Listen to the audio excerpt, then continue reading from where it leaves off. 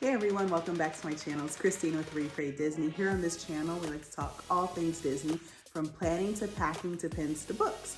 So I would love it if you want to come on that journey with me. Go ahead and hit a like and subscribe. I greatly appreciate it. All right, so today's video, y'all, we're getting into it. So here's our first book, or not our first, our second book. Why did I say our first? I don't know. Here's our second book, and wow, just we are in for some stuff. Okay. This is, so it's The Evil Queen by Gena Showalter. And I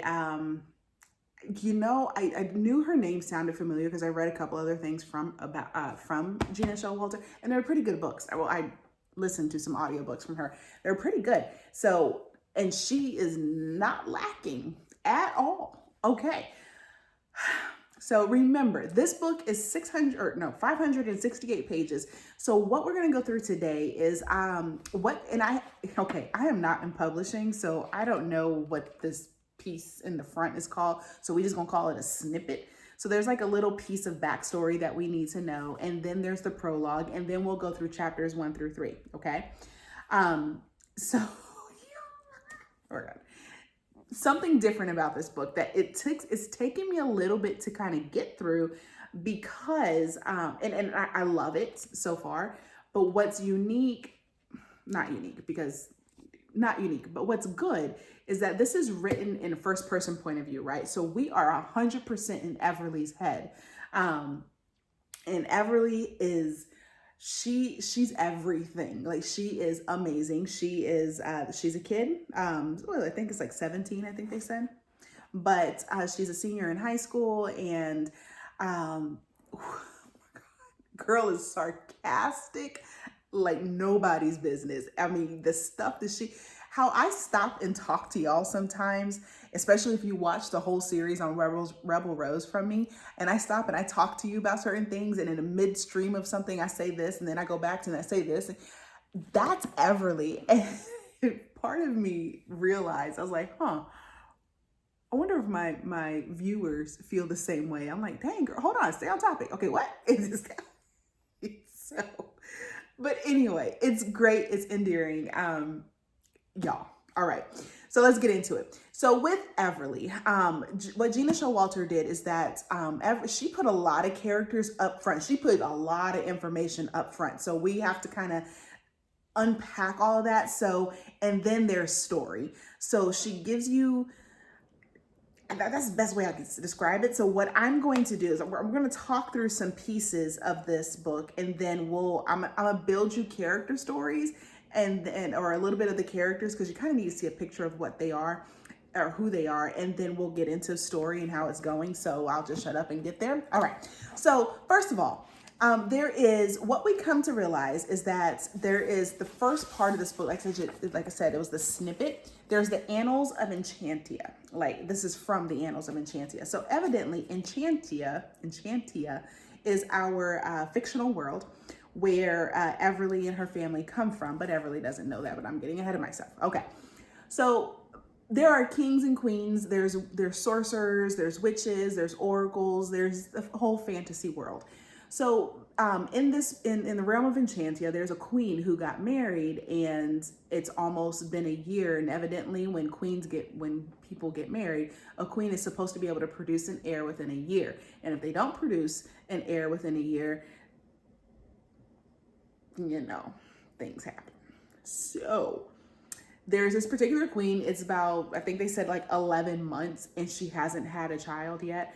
And so then she comes to in contact with some other people. So there's these two queens. There's a princess, there is a witch, and there's an oracle. All 5 of these women are married and have yet to produce children within their marriage.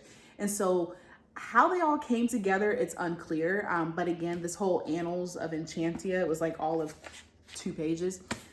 Literally, this is it. So these women get together, and they're scouring this library, and they come across, there is a tree, the tree of new beginnings. And evidently, stories tell that if you eat the fruit of the tree of new beginnings, then it helps you bear children. But it's guarded by this whole evil king, of course, because why wouldn't it be? So the women, they find a way in and they all grab the fruit from the tree. Well, one queen, she takes two. She's like, you know what? Y'all take your chances with one, but I'm running out of time. I really need to make sure. So she's doubly sure. She takes two pieces of fruit, and they all get pregnant and they all have kids. And it doesn't. Yeah, I don't remember if they're all girls, but there are quite a few girls. Let me see. It says, when he learned what happened, he ordered the execution of all the mothers. And yeah, so here we go. Let me back up. So risking everything, they stole and ate one apple apiece. So it was an apple. Bit of foreshadowing. So they each ate one apple apiece. And these kids, when they have these kids, they're called apple babies, or something that's like, sounds like in French maybe, or, you know, me and my French, or is bonhomme et malum. So if y'all know what language that is, let me know. But anyway, these apple babies. So when they're either they're product of good and evil, or both, and it doesn't really go into much detail because, you know, we got a whole lot of detail to get to. But essentially, the apple babies can wield power that's beyond power, right? Magic, more magic than any of their peers. So this king, he finds out, and he's like, hey, no, let's go kill these mothers and their children before they wield their power and magic on anyone. But they all kind of get away. They all go into hiding. 3 of the women are captured and killed. I take that back. Is it 3? So first they escaped, then they learned one of the queens runs away and died at the hands of the dangerous sorcerer. The oracle and the witch went into hiding, only to be found and killed. Thankfully, their daughters survived. So the oracle and witch had daughters, and then the other queen, she escapes into this realm, and she had twins. So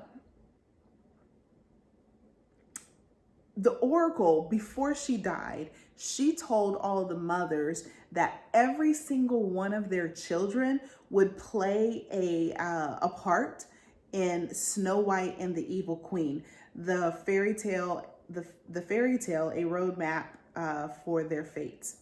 So evidently, they all know of the story of Snow White and the Evil Queen, and or the oracle knows. Like, that's kind of unclear. How do they know? Do they, whatever, but the oracle tells them that this is going to happen. So all said and done, all the children live, but so like I said, the princess, there is a princess, a queen, or no, 2 queens. Yeah, there's 2 queens. So one of the queens, either way, I mean, it's 5 people to keep track of and their kids. But right now, all we know for sure is that all the children do live, and one queen escapes to our realm, okay? So then in the prologue, we get to the prologue, and this, I like what she did there. She gives us I'm about to say a snippet. She gives us a piece of the future. So obviously what's happening in the prologue is going to happen later in this story. But in the prologue, Snow White, Charming, and Everly, or the Evil Queen, are all in the enchanted forest, in a forest in Enchantia, and she's captured Snow White and Prince Charming. And what we come to figure out is that Everly and Prince Charming, evidently they're in love with each other, but Prince Charming is not letting Everly kill Snow White. But Snow White has done something. We don't know what the something is, but whatever it is, it's really hurt Everly to her core. It shook her. And so she needs her revenge. She needs to kill Snow White because that's the only way supposedly she's going to gain her peace. And we learn that Charming, he's protecting Everly. Like, he's fated to protect her, but he supposedly still loves the Evil Queen, Everly, but he won't kill Snow White either. Like, I don't think we have a love triangle. I think in Everly's mind, there's one of 2 things happening. Either she sees it as you love her more than me. And she actually says something to that effect, but I don't think she means as in the romantic love. Whatever's tied, because Charming mentions that they're tied, Snow White and him. He cannot kill her. So for a minute there, I was thinking, well, is he her brother? Or like what?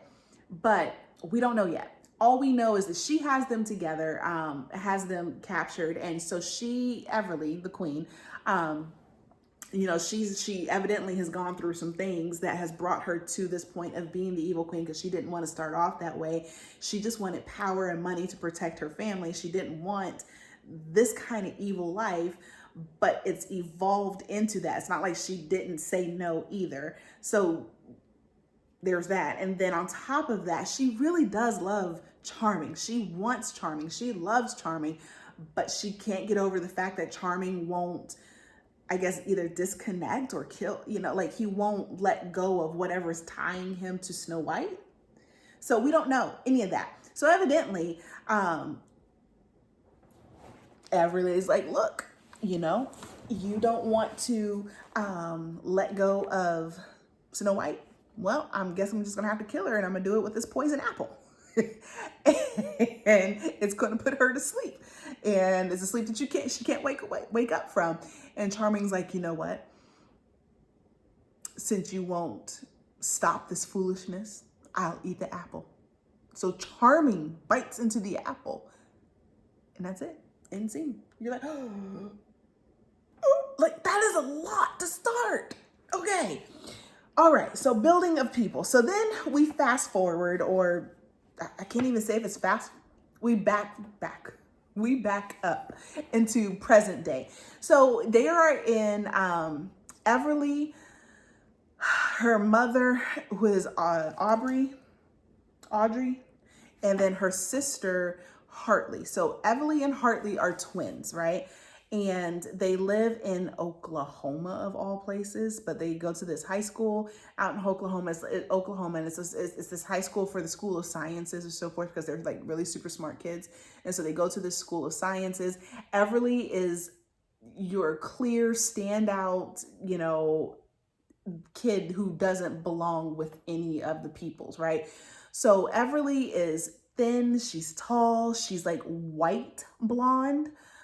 She's this white hair, these gray gunmetal eyes, where her sister Hartley is black flowy hair. She's short, she's shapely, but these deep blue eyes. And so you get to wonder, you're like, wait a minute, is Hartley Snow White? Because it doesn't say, we don't know. But anywho, magic is creeping into their lives. Everly and Hartley Audrey knows, their mother, she knows, obviously, coming from Enchantia and so forth. She has this accent. She and Audrey and Hartley actually look just like almost identical.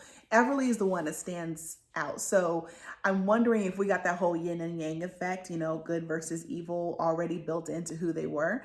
So maybe, I don't know.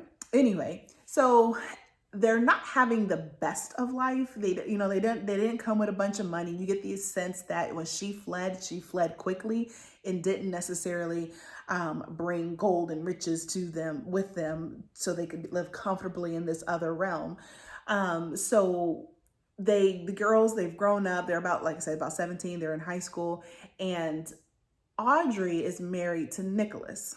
Okay, and Nicholas is this guy, which, hold tight, we're gonna get there.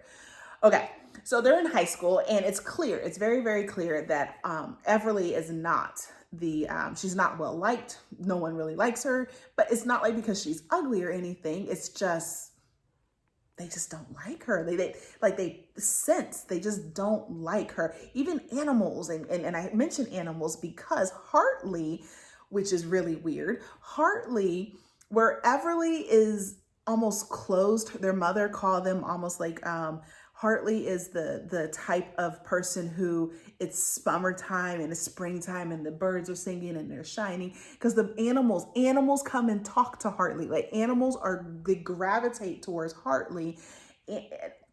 Oddly enough, all these animals, and she can communicate with them. Not like, well, yes, she actually verbally can communicate with them, although she hasn't done so yet. But Everly is complete opposite of that. Things kind of repel away from her. But she is still a good person. She just wants to support her family and love her family. Whew. So I say all that to say, the first chapter, really, we set the stage of that they're in school, and we really get the sense that, like we said, Everly is Hartley, the other twin. Hartley is popular. She's well liked, but genuinely a good person. She's not like that popular snooty kid. She's popular. She's well liked, and she's popular, you know? And she's really, really good. Like, she sees the good in everyone. She sees even the most snooty, bullying kind of people. She sees the good in them. And so anyway, we come to find out that, let me get to it real quick. Okay, here we go. So they all, so Hartley is like pretty much friends with everyone. And Everly, she is extremely smart. And even with her smartness, she says straight out that she's not a liar. So whatever comes out of her mouth is always the truth, but it's always almost wrenching truth, you know, it's stabbing truth, you know, she's good. We also get to find out in chapter 1, I'm trying to remember. Okay, here we go. So that the mom is the queen. That was the one that took the 2 apples. Nicholas, well, we'll get to him in a minute. Characters that we're also introduced to, which may play a role later. So Hartley's friends with a girl Everly calls prom queen because she just refuses to learn this girl's name. And prom queen is dating this guy, Peter. Peter used to date Everly, but he dropped her like over the summer. Like, he was really, really sweet to her when it was just them two, but he would never acknowledge her in person. He wouldn't acknowledge her at school. He just really gave her the very mean cold shoulder at school and around. But when they're together outside of the public, he was the sweetest, most loving, doting person. So she drops him, and he ends up going out with prom queen. And that's important because there's some events that happen later. So remember, Peter and prom queen are Hartley's friends. They're not Everly's friends, okay? Hartley speaks to animals, like I already told you. Everly is supposed to protect Hartley. So mom, when Everly and Hartley go out, mom tells Everly that, you know, you need to protect your sister and so forth. And that's interesting. You're like, well, why does she need protection? But we don't know yet.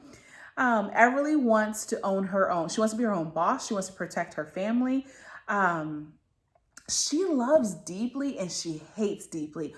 And I think that's part of the reason why I kind of attached to Everly a little bit, is because I'm a Scorpio. Like, I love and I love and I love, but the moment you do me wrong, I hate you with everything.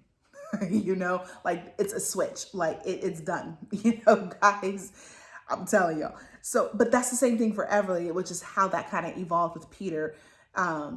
He did her wrong, you know, she came to realize this isn't a good relationship for me. This isn't healthy. And there goes the switch. But here's the other unique thing that we also learn in chapter 1 about Everly, is that Everly she has a mirror. Here we go with mirrors, right? She has this mirror, and this mirror, she sees like this girl, and it looks like Snow White, but we don't know. But Everly calls her Angel, because Everly says that she only has 2 best friends, Hartley and the girl she sees in the mirror. But the girl she sees in the mirror doesn't see Everly watching her. Everly just can look at a mirror and see this girl, and she follows her life like a monitor, you know, like she just follows. She open it up and she can see what the girl's doing. So it's magic, obviously, but Everly doesn't know that. So she's always carrying this compact around, and she can see that. Okay, so we learn about that in chapter 2. We come to get a little more information about. Let me see here. Hold on. Okay. So we learn in chapter 2 that there are a couple of moments that kind of shape who Everly is.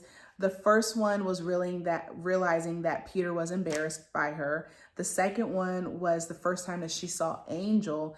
And the next one was the day that mom married Nicholas. All are events that kind of shaped who she is. And she made very, that was clear mention of that. But then they also, in chapter 2, we learned some other deep stuff. Now, here's the thing. What I like about this is that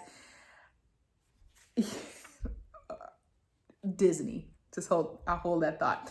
So we come through, and in chapter 2, we see that Everly's mom, Audrey, Everly and Hartley's mom, she's not all there in the head.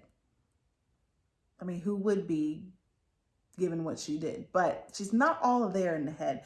So Everly and Hartley never really ask their mom about who their father is because the mom acts weird about it. So there's this instance that they're sitting in the house. They're sitting in the house and they're looking around the kitchen, and there's these random quotes of everything all around, right? Of not of everything. I'm sorry why I said that. But of Snow White and the Evil Queen and Little Snow White. So evidently mom is obsessed with Snow White and the Evil Queen, the whole story of Snow White. And so in this realm, our realm, mom has gone through and pulled every source of every story of Snow White, and she's kind of like drilled it into the girls. It's painted on the wall, like quotes and stuff. Like specifically, there's a few quotes. A seedling of envy bloomed deep in her soul, her every thought like water helping it grow. One drop of poison will kill her strongest foe and the last remnant of goodness that burns in her heart. For she had forgotten a simple truth. Character meant more than beauty, always. That's like written on their kitchen wall. You're like, that's deep. Side note, they have a dog. Their dog, his name is Thor. Like, I'm just talking about fourth wall breaks all over the place. Or no, what do they call it? Going meta. They went meta here. Because they also mentioned Everly, she talks about how mom, when they do want to ask mom they try to ask mom about who their father is, mom just she doesn't want to talk about the past. Like, she literally says, I don't want to talk about it. She says, often wondered if their father had abused her. Then again, she also refused to speak of her parents and her childhood and her homeland. We figured she'd come from overseas, and English was her second language.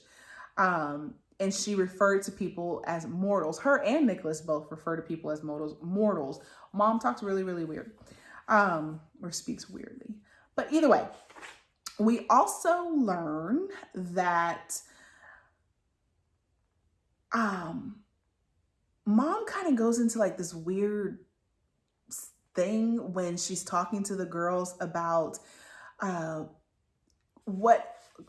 side note, Everly kind of got in a fight at school. Not really a fight. What happened was Hartley was playing with some animals that just happened to come into the school. And evidently this is a very normal thing because no one questions it, I keep kicking the camera.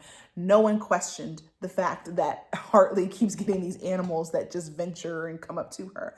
So in school, there's a goat that comes into the building, and Hartley's like, oh, come here, goat, let's talk. And whatever. The goats don't say anything because remember, this is first person, so no one else can hear what's happening. But while that's happening, there's these boys that come up, and one of them smacks Hartley on the butt.